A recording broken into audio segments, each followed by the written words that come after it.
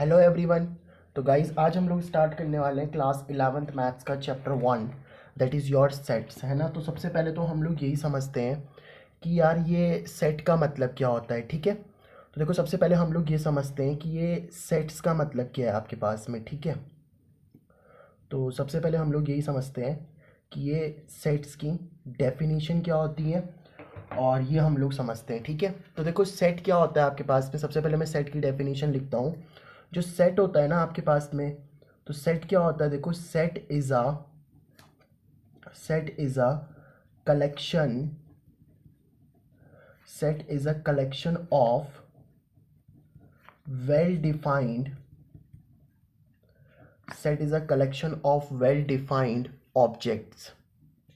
अब इस बात का मतलब क्या है ये मैं आपको समझाता हूँ, ठीक है। देखो एक एक टर्म को हम अच्छे से समझते हैं। मैंने क्या कहा कि जो सेट होता है ना, सेट की डेफिनेशन क्या होती है कि सेट एक प्रकार का कलेक्शन होता है। देखो कलेक्शन का तो मतलब आप लोग समझते हो ना। जैसे आप बोलते हो कि लेट से मेरे पास में बुक्स का कलेक्शन है, या मेरे पास में पेन्स का कलेक्शन है, ज्वेलरीज का कलेक्शन है। तो कलेक्शन का मतलब होता है जब दो से ज़्यादा चीज़ें आप कलेक्ट कर लेते हो या एक से ज़्यादा चीज़ें भी कलेक्ट कर लेते हो तो वो कलेक्शन बन जाता है।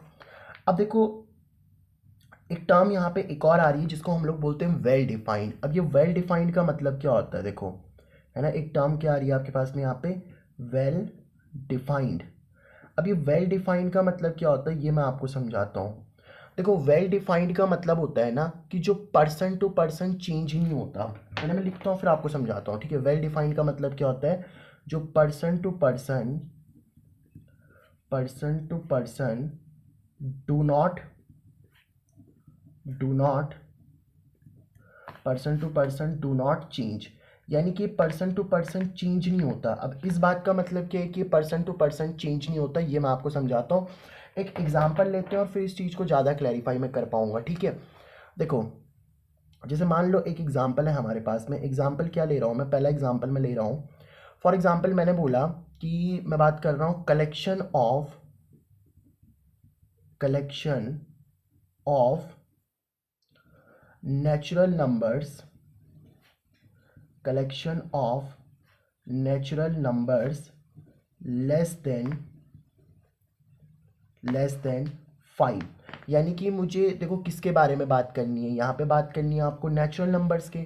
और कौन से नेचुरल नंबर्स के बारे में बात करनी है, जो 5 से लेस होते हैं। अब सबसे पहले तो मैं आपको ये समझा देता हूँ कि नेचुरल नंबर्स क्या होते हैं, है ना। तो देखो नेचुरल नंबर्स कौन से नंबर्स होते हैं आपके पास में। तो देखो नेचुरल नंबर्स को हम लोग डिनोट करते हैं कैपिटल एन से। और नेचुरल नंबर्स कौन से नंबर्स होते हैं आपके पास में, जो 1 से स्टार्ट होते हैं, जैसे 1 2 3 4 एंड सो ऑन। ये चलते जाते हैं ना आपके पास में। ये तीन ही डॉट लगाए जाते हैं यहाँ पे, है ना। पहले डॉट का मतलब होता है एंड, दूसरे डॉट का मतलब होता है सो, और तीसरे डॉट का मतलब होता है ऑन, है ना। ये नहीं लगाया जाएगा, सिर्फ तीन डॉट होंगे, एंड सो ऑन, ठीक है। और 4 के बाद चलो 5 भी लिख लेता हूँ मैं यहाँ पे, है ना। तो 1 से जो नंबर स्टार्ट होते हैं ना उनको हम लोग नेचुरल नंबर बोलते हैं। इसको कैपिटल एन से हम लोग डिनोट करते हैं, ठीक है। अब आप एक चीज़ देखो कि अगर आपसे कोई पूछे कि 5 से छोटे, अब देखो आपको क्या बताना है, collection of natural number less than 5, यानी कि आपको 5 से छोटे नेचुरल नंबर बताने हैं। तो देखो 5 से छोटे नेचुरल नंबर कौन कौन से होंगे, तो 5 से छोटे नेचुरल नंबर आपको दिख रहे होंगे 4 3 2 1। अच्छा एंड सो ऑन का मतलब क्या होता है कि चलते ही जाते हैं, कभी ख़त्म नहीं होते ना। अच्छा 5 से छोटे नेचुरल नंबर कौन कौन से, देखो 4 3 2 1। तो मैंने क्या लिखा, 1 2 3 4 और 5। यही तो 5 से छोटे नेचुरल नंबर हो गए आपके पास में, है ना। तो क्योंकि ये 5 से छोटे नेचुरल नंबर है, कॉमा लगा लेते हैं इनके बीच में। सॉरी 5 नहीं आएगा यहाँ पे, 5 नहीं आएगा, सिर्फ 4 तक आएगा, है ना। तो 5 से छोटे नेचुरल नंबर कौन कौन से हो जाएंगे, 1 2 3 और 4। अब आप एक चीज़ देखो कि दुनिया में अगर मान लो आपके पास में 10 लोग हैं, अब आप उन 10 लोगों से पूछ लो कि 5 से छोटे नेचुरल नंबर बताओ, तो वो क्या बोलेंगे, 1 2 3 4। तो यानी कि हर किसी का आंसर जो है वो सेम हो रहा है कि नहीं हो रहा, पर्सन टू पर्सन चेंज नहीं हो रहा ना। और अगर ये पर्सन टू पर्सन चेंज नहीं हो रहा तो इसका मतलब ये वेल डिफाइंड है ना। यानी कि ये जो कलेक्शन है ना, collection of natural number less than 5, ये क्या है आप लोगों का, ये पर्सन टू पर्सन चेंज नहीं हो रहा ना। ये हर किसी के लिए सेम है। आप किसी से भी पूछ लो दुनिया में 5 से छोटे नेचुरल नंबर बताओ, तो क्या बोलेगा, 1 2 3 4। तो वो हर किसी के लिए सेम है कि नहीं है, तो अगर हर किसी के लिए सेम है तो वो वेल डिफाइंड है। और अगर वो वेल डिफाइंड है तो फिर वो क्या बन जाता है, आप लोगों का सेट बन जाता है। ठीक है, तो यानी कि ये क्या बन गया, एक सेट बन गया। देखो सेट को ना हम लोग करली ब्रैकेट के अंदर लिखते हैं। ठीक है, ये जो ब्रैकेट बनाया ना मैंने, ये जो ब्रैकेट होते हैं इनको बोला जाता है करली ब्रैकेट। ठीक है, तो ये आपके पास में करली ब्रैकेट होते हैं। ठीक है, तो सेट को हम लोग क्या करते हैं ना, जैसे देखो ये लिख दिया ना मैंने, पहले कलेक्शन, पहले हम ये लिख लेते हैं कि जो 5 से छोटे नेचुरल नंबर थे वो कौन कौन थे, 1 2 3 4। आपने ये लिख दिए, अब इनको किसके अंदर बंद कर दो, करली ब्रैकेट के अंदर। ठीक है, तो ये मैंने करली ब्रैकेट के अंदर बंद कर दिए। और इस सेट को आप कुछ नाम भी दे सकते हो, जैसे ये नेचुरल नंबर का सेट है ना, तो या आप इसको कुछ नाम दे दो, ए बी सी कुछ भी नाम दे सकते हो। लेट से मैंने इसको ए नाम दे दिया, है ना। लेकिन याद रखना किसी भी सेट को जो नेम दिया जाता है ना, वो हमेशा किससे दिया जाता है, कैपिटल लेटर से जनरली, है ना। दे तो आप किसी से भी सकते हो, लेकिन जनरली हम लोग किससे नाम देते हैं उसको, कैपिटल लेटर से नाम देते हैं। तो ये आपको समझ में आया कि सेट क्या होता है। तो सेट बेसिकली एक वेल डिफाइंड कलेक्शन होता है ऑब्जेक्ट का। वेल डिफाइंड मतलब जो पर्सन टू पर्सन चेंज नहीं होता, जो हर किसी के लिए सेम हो। ठीक है, अब मैं आपको एक ऐसा एग्जांपल देता हूँ जो आपका सेट नहीं होगा। ठीक है, देखो एक और एग्जांपल लेते हैं। जैसे मान लो मैंने बोला, अच्छा सेट के अंदर ये जो लिखे गए हैं ना इनको बोलते हैं एलिमेंट्स ऑफ सेट। तो ये जो सेट के अंदर मैंने लिखे हैं ना, इनको हम लोग क्या बोलते हैं, एलिमेंट्स। एलिमेंट्स, इनको कई लोग एलिमेंट्स भी बोल देते हैं, ऑब्जेक्ट्स भी बोल देते हैं, है ना। तो आप इन्हें एलिमेंट्स बोल लो, ऑब्जेक्ट बोल लो, एक ही बात है। अब मैं एक और एग्जांपल लिख रहा हूँ, जैसे फॉर एग्जांपल मैंने लिख दिया कलेक्शन ऑफ नेचुरल नंबर्स। चलो ये तो हमने ले लिया था ना। मैं लिखता हूँ collection of 3 best cricketers of the world, है ना। Collection of 3 best cricketers of the world. यानी कि अब देखो मुझे किसका कलेक्शन बताना है, मुझे बताना है 3 best cricketers of the world का। अब ये जो चीज़ है ना आपकी, देखो ये हर किसी के लिए सेम नहीं होगी, ये चेंज होगी। कैसे चेंज होगी मैं आपको समझाता हूँ। देखो जैसे फॉर एग्जांपल एक पर्सन है, ठीक है, कोई एक पर्सन है, उस पर्सन की नज़र में हो सकता है विराट कोहली अच्छा हो, है ना, वो उसके लिए बेस्ट क्रिकेटर है। और उसने 3 अपने पर्सन चुने जो उसको बेस्ट लगते हैं, विराट, रोहित और धवन। ये फर्स्ट पर्सन है। अब मान लो सेकंड पर्सन है ना, और सेकंड पर्सन की नज़र में मान लो उसको जो फेवरेट लग रहा है वो ए बी डिविलियर्स लग रहा है ना। और कौन पसंद है उसे, कोई भी हो सकता है ना। तो मान लो उसे और पसंद है कौन बोल सकते, धोनी पसंद है उसे। ठीक है, मतलब उसकी नज़र में धोनी बेस्ट क्रिकेटर है। और आप बोल सकते हो कि कोई भी आप कोई नेक्स्ट प्लेयर ले लो, जैसे मान लो श्रेयस पसंद है उसे। ठीक है, तो अब आप एक चीज़ देखो कि ये जो 3 बेस्ट क्रिकेटर्स ऑफ वर्ल्ड थे ना, ये पर्सन टू पर्सन चेंज हो रहे हैं भाई। किसी की नज़र में कोई बेस्ट है तो किसी की नज़र में कोई बेस्ट है, यानी कि ये वेल डिफाइंड नहीं है, not well defined, not well defined. और जो वेल डिफाइंड नहीं होता, वेल डिफाइंड मतलब कि ये पर्सन टू पर्सन चेंज हो रहा है ना, और जो पर्सन टू पर्सन चेंज होगा वो वेल डिफाइंड नहीं है। और अगर ये वेल डिफाइंड नहीं है तो आप क्या बोल सकते हो, this is not a set. तो ये क्या नहीं होगा, आप लोगों का एक सेट नहीं होगा। ठीक है, अब जब हम एक्सरसाइज करेंगे ना, एक्सरसाइज 1.1, तो उसमें मैं आपको और डिटेल में समझाऊंगा, क्योंकि उसमें एग्जांपल्स दिए हुए हैं। उसमें क्वेश्चन से ये पूछता है कि कौन सा कलेक्शन सेट होगा और कौन सा कलेक्शन सेट नहीं होगा। तो अगर आपको अभी समझ में आ गया तो वेल एंड गुड, और नहीं आया तो फिर हम एक्सरसाइज में तो इसको और अच्छे से समझ लेंगे, है ना। वैसे तो आपको समझ में आ ही गया होगा। ठीक है, अब हम लोग यहाँ पे एक नेक्स्ट चीज़ देखते हैं, that is your representation of a set. यानी कि एक सेट को ना हम रिप्रेजेंट कैसे करते हैं। ठीक ठीक है, तो अब हम लोग देखते हैं यहाँ पर रिप्रेजेंटेशन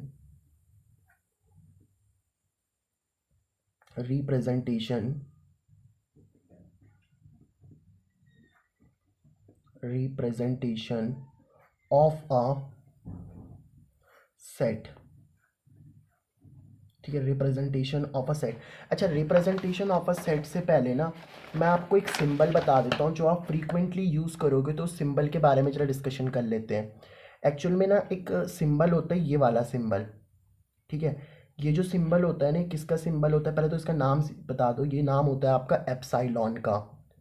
और इस सिंबल का मतलब क्या होता है, इस सिंबल का मतलब होता है belongs to.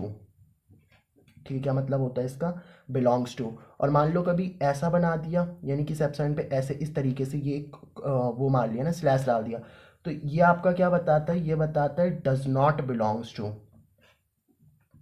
Does not belongs to. अब ये है क्या, मैं आपको समझाता हूँ। देखो, जैसे मान लो आपके पास में कोई ए सेट है, फॉर एग्जांपल मेरे पास में ए सेट है, ए सेट है 1 2 3 4 5। अब मान लो ये आपके पास में ए सेट है ना। अब मैंने बोला कि लेट से मेरे पास में कोई एक एलिमेंट है, जैसे फॉर एग्जांपल मैंने बोला 3 है। अब बताओ 3 जो है, क्या वो इस ए सेट में आता है, तो आप बोलोगे यस 3 इस ए सेट में आ रहा है ना, तो आप बोलोगे 3 बिलोंग्स टू ए, यानी कि 3 जो है वो इस ए सेट को क्या करता है, बिलोंग करता है। और अगर 3 इस ए सेट को बिलोंग करता है तो हम लिखेंगे 3 बिलोंग्स टू ए। जैसे मैं आपसे पूछूं कि 0 इस ए सेट में आ रहा है, नहीं 0 तो इस सेट में नहीं आ रहा है, तो आप बोलोगे 0 डज नॉट बिलोंग्स टू ए, तो आप लोग ये वाला सिंबल लगाओगे। समझ रहे हो बात को। अच्छा, जैसे मैं पूछूं क्या 5 इस सेट को बिलोंग करता है, यस, तो 5 बिलोंग्स टू ए ना, तो आप बोलोगे 5 बिलोंग्स टू ए। तो ये इसका मतलब होता है ना, एप्सिलॉन का मतलब जो बिलोंग्स टू और डज नॉट बिलोंग्स टू होता है। अब हम लोग देखते हैं यहाँ पे रिप्रेजेंटेशन ऑफ अ सेट, यानी कि एक सेट को हम लोग रिप्रेजेंट कैसे कर सकते हैं। ठीक है, देखो सेट को रिप्रेजेंट करने के वैसे दो तरीके हैं, बट मैं आपको एक तरीका और बताऊंगा। ठीक है, देखो पहला जो तरीका होता है ना, वो हमारे पास में होता है जिसको हम लोग बोलते हैं रोस्टर फॉर्म। ठीक है, क्या बोलते हैं हम लोग इसको, रोस्टर फॉर्म, या कई लोग इसको टैबुलर फॉर्म भी बोलते हैं। अब देखो इसमें होता क्या है एक्चुअल में, रोस्टर फॉर्म या टेबुलर फॉर्म क्या होती है हमारे पास में, वो हम समझते हैं। ठीक है, जैसे इसमें क्या होता है ना कि जैसे मान लो आपको कोई सेट दे रखा है, आपको क्या दे रखा है, कोई सेट दे रखा है। जैसे मैं आपको एग्जांपल से समझाता हूँ इसको। लेट से एग्जांपल क्या है, मैंने बोला पहला एग्जांपल ले लेते हैं। ठीक है, कलेक्शन ऑफ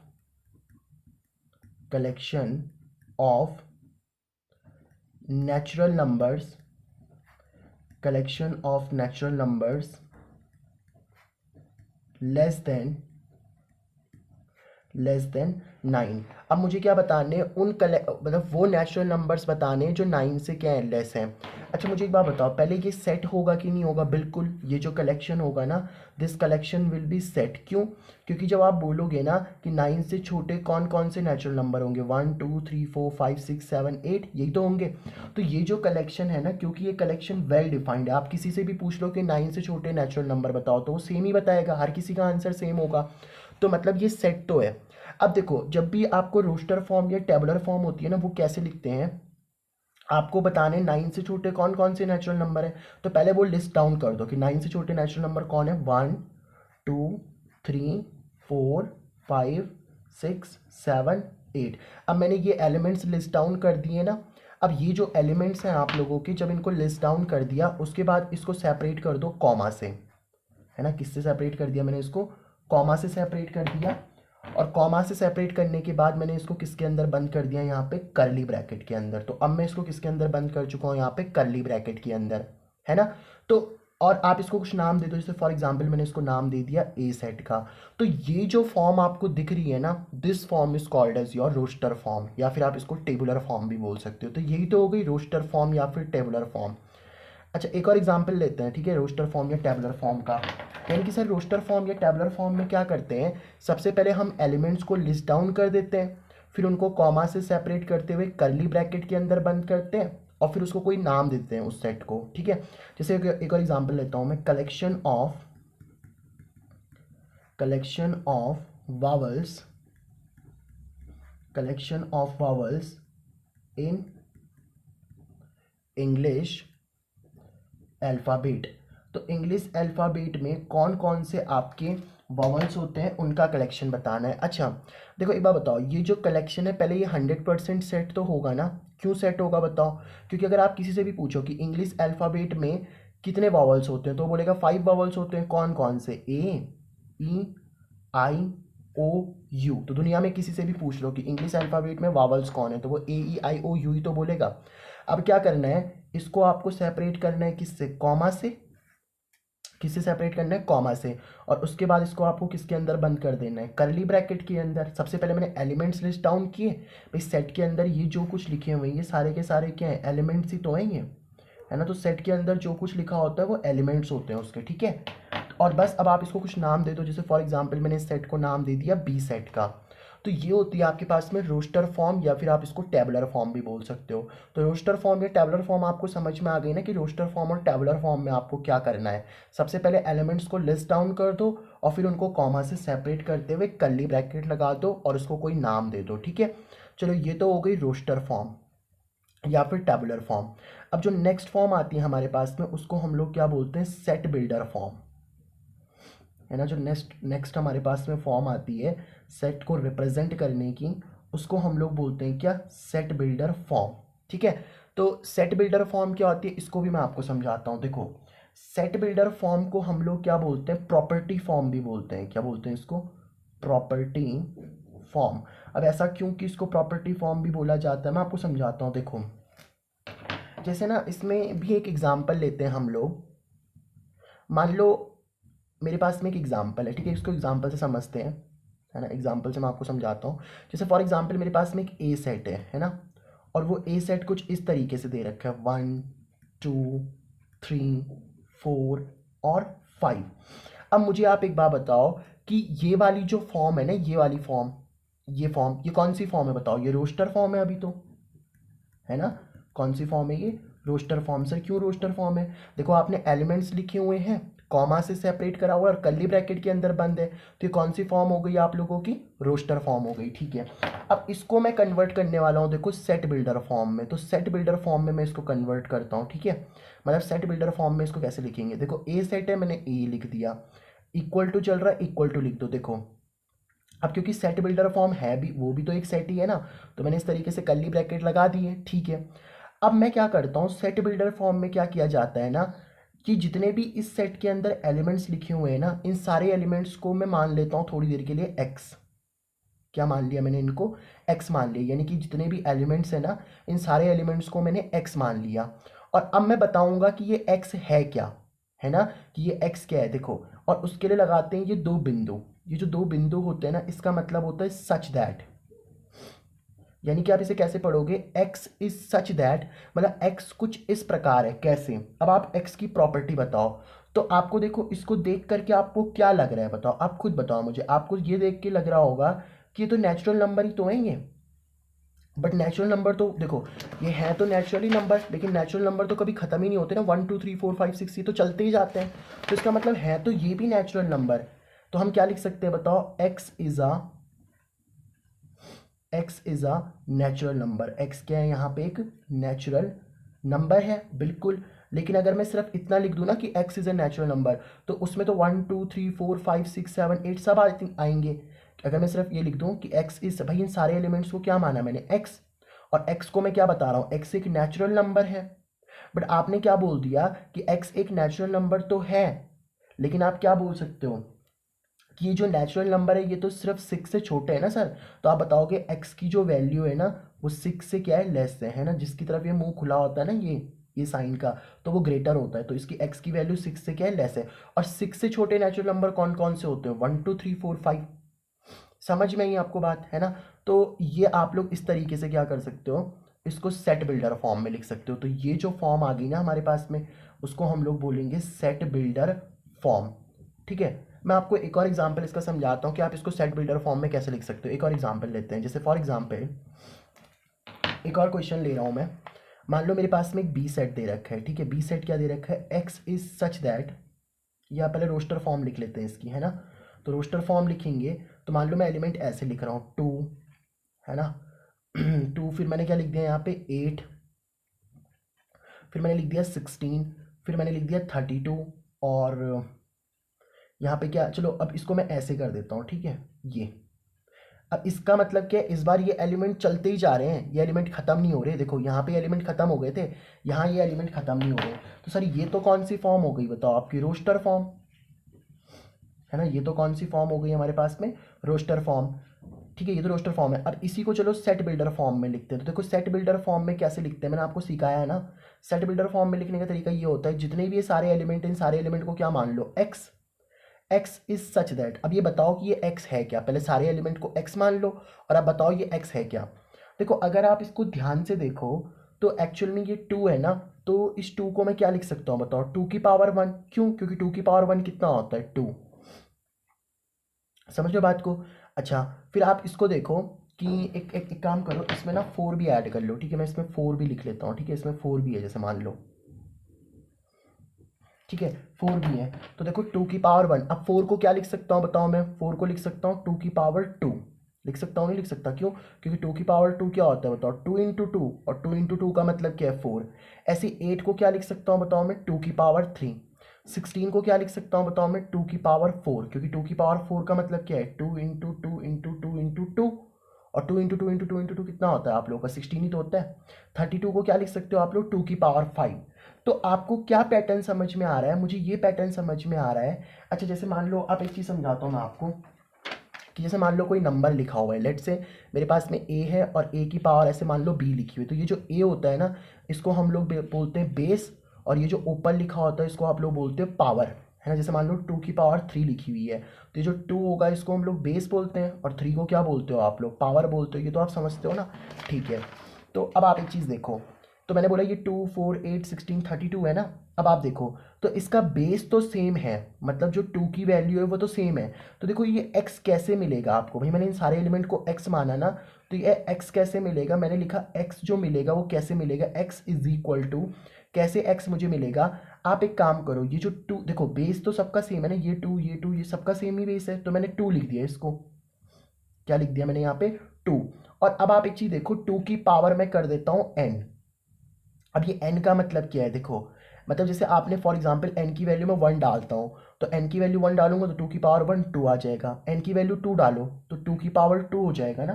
देखो जब आप n की वैल्यू वन डालोगे, सोचो, जब आप n की वैल्यू वन डालोगे तो क्या आएगा, टू की पावर वन वो टू। जब आप n की वैल्यू टू डालोगे तो क्या आ जाएगा, टू की पावर टू वो फोर आ जाएगा। तो ऐसे आप वैल्यूज डालते जा रहे हो ना। तो देखो n की वैल्यू मैंने कहाँ से डालनी स्टार्ट करी, वन से, one two three four five, और ये चलती जा रही है, कभी खत्म भी नहीं हो रही। अब क्योंकि देखो आपने n की जो सबसे पहली वैल्यू डाली वो वन डाली ना, वन टू थ्री फोर, और जो नंबर वन से स्टार्ट होते हैं वो नेचुरल नंबर होते हैं। तो इसका मतलब क्या है कि n जो है ना आपका, n is a natural number. n क्या है आप लोगों का, एक नेचुरल नंबर है, ठीक है। तो n क्या है आपका, एक नेचुरल नंबर है। और अगर आप इतना बड़ा नहीं लिखना चाहते कि n एक नेचुरल नंबर है, तो देखो आप इसको ऐसे भी लिख सकते हो। ये जो b सेट है ना, इसको कैसे लिखोगे, आपने ये बताया x इज सच दैट, मतलब इन सारे एलिमेंट्स को x मान लो। और ये x कैसे मिलेगा बताओ आपको, ये जितने भी एलिमेंट है इनको क्या माना था, देखो आप देख रहे थे ना, बेस सबका सेम था तो टू लिखा, और टू की पावर, ये ऊपर इनकी जो पावर थी वो चेंज होती जा रही थी, जो चेंज हो रही थी उसको मैंने n बोल दिया। और ये n है क्या, देखो n की वैल्यू पहले वन पुट करी, फिर टू पुट करी, फिर थ्री, फिर फोर, फिर फाइव, फिर सिक्स, फिर ये चलती जाएगी ना। तो n किसको बिलोंग कर रहा है यहाँ पे, मतलब n जो है आपका वो नेचुरल नंबर ही तो है भाई। यहाँ पे अगर आप one two three four five six put करते जाओगे तो n की वैल्यू मतलब वो नेचुरल नंबर है। तो ये आपकी जो फॉर्म बनेगी, कौन सी फॉर्म बन जाएगी, सेट बिल्डर फॉर्म, ठीक है। तो दो फॉर्म हम लोगों ने समझ ली। पहली होती है रोस्टर फॉर्म, जिसको हम टेबलर फॉर्म भी बोलते हैं, सेट बिल्डर फॉर्म या फिर प्रॉपर्टी फॉर्म भी बोलते हैं, ठीक है। आज तो हम इसका सिर्फ बेसिक सीख रहे हैं, जब एक्सरसाइज करेंगे तो हम और क्वेश्चंस वहाँ पे प्रैक्टिस करेंगे, ठीक है। अब मैं आपको एक तीसरी फॉर्म भी बता देता हूँ जो रिलेशंस फंक्शंस में आपको समझने में हेल्प देगा। और वो जो तीसरी फॉर्म होती है ना, that is your visual form. अब ये विजुअल फॉर्म क्या होती है, इसको एक एग्जांपल से समझते हैं, ठीक है। मैं ना एक काम करता हूँ, आपको एक सेट देता हूँ। जैसे मान लो मेरे पास में एक ए सेट है। ए सेट क्या है मेरे पास में, लेट से वो है two four six eight ten. ये मान लो मेरे पास में ए सेट है। मुझे बताओ अभी ये कौन सी फॉर्म में है, तो सर ये आपकी रोस्टर फॉर्म में है ना। ये कौन सी फॉर्म में आपका, रोस्टर फॉर्म में। चलो इसको सेट बिल्डर फॉर्म में लिखते हैं। देखो सेट बिल्डर फॉर्म में इसको जब आप लिखोगे, तो सेट बिल्डर फॉर्म में लिखने का तरीका क्या है, जितने भी ये एलिमेंट्स हैं इन सारे एलिमेंट्स को क्या मान लेते हो आप लोग, एक्स मान लेते हो। और फिर हम लिखते हैं एक्स इज सच दैट। अब ये एक्स देखो है क्या, एक्चुअल में अगर आप लोग देखो तो अगर मैं टू इंटू वन करता हूँ तो मुझे टू मिलता है। अगर मैं टू इंटू टू करता हूँ तो मुझे फोर मिलता है। अगर मैं टू इंटू थ्री करता हूँ तो मुझे सिक्स मिलता है। अगर मैं 2 × 4 करता हूँ तो मुझे 8 मिलता है, और अगर मैं 2 × 5 करता हूँ तो मुझे 10 मिलता है। तो आप देखो ये x कैसे मिलेगा आपको, तो x इज इक्वल टू, आप देखो आगे वाला नंबर सब सेम है कि नहीं है। यस सर, आगे वाला नंबर तो सब सेम है, तो मैंने 2 लिख दिया, और 2 के साथ मल्टीप्लाई में क्या चल रहा है 1 2 3 4, मतलब ये जो 1 2 3 4 5 ये तो चेंज होता गया ना भाई। देखो 2 मल्टीप्लाइड बाई यहाँ पे जो नंबर आ रहा है, कभी 1 कभी 2, देखो पहले 1 आया फिर 2, यहाँ पे 1 भी आ रहा है, 2 भी आ रहा है, 3 भी आ रहा है, 4 भी आ रहा है, 5 भी आ रहा है। तो यानी कि वाला नंबर चेंज हो रहा है ना, इसको मैंने n बोल दिया। तो जो नंबर चेंज होता है उसे हम n बोल देते हैं। बट एक्चुअल में देखो ये n है क्या, तो आप बोलोगे ये जो n की आप वैल्यू है ना, देखो n की वैल्यू क्या पुट कर सकते हो 1 2 3 4 5, तो n जो है आप लोगों का n is less than 6, n क्या है आप लोगों का लेस देन 6 है। लेकिन 6 से लेस तो फिर देखो 6 से लेस तो क्या क्या हो सकते हैं, 0 भी 6 से लेस होता है, -1 भी 6 से लेस होता है। तो हमें बताना पड़ेगा कि जो ये n है ना सर, ये n नेचुरल नंबर है। n क्या है आपका natural number, n belongs to natural number, मतलब n जो है वो नेचुरल नंबर को बिलोंग करता है। नेचुरल नंबर में तो माइनस और जीरो आ ही नहीं पाएंगे, क्योंकि आप देखो यही तो n है आपकी, और n की वैल्यू 1 2, देखो 1 2 3 4 5, ये जो वैल्यू पुट कर रहे हो तो n है ना आपका, तो n की वैल्यू नेचुरल नंबर है। ठीक है, तो सर ये हो गई हमारे पास में कौन सी फॉर्म, ये हो गई सेट बिल्डर फॉर्म। अब इसको लिखते हैं हम लोग विजुअल फॉर्म में। देखो विजुअल फॉर्म में क्या करते हैं, एक आप लोग इस तरीके से एक गोला बना देते हो, ये विजुअल फॉर्म है। ठीक है, कौन सी फॉर्म है अब हमारे पास में, विजुअल फॉर्म। ठीक है, और क्या करना होता है कि आप एक चीज़ देखो, ये सेट का नेम क्या चल रहा है, तो सेट का नेम चल रहा है सर ए, और ए सेट के अंदर जो कुछ होते हैं उनको हम लोग एलिमेंट्स बोलते हैं ना। तो ये जो ए सेट के अंदर एलिमेंट्स लिखे गए हैं इनको हम लोग लिख लेते हैं। तो ए सेट के अंदर कौन कौन से एलिमेंट है, 2 4 6 8 10। तो ये जो फॉर्म हो गई आपके पास में, कौन सी फॉर्म हो गई, विजुअल फॉर्म। ठीक है, तो हमने 3 फॉर्म पढ़ ली यहाँ पे। तो देखो आज हम लोगों ने सेट चैप्टर का बेसिक समझ चुके हैं। अच्छा एक बात मैं आपको और बता देता हूँ, इसी बेसिक में कवर कर लेते हैं कि जो आपके सेट के अंदर के एलिमेंट होते हैं ना, सेट के, जैसे मान लो मैंने आपको सेट के अंदर जैसे कोई ए सेट है, तो ए सेट के अंदर मान लो एलिमेंट है 1 2 3, फिर 3, फिर 4।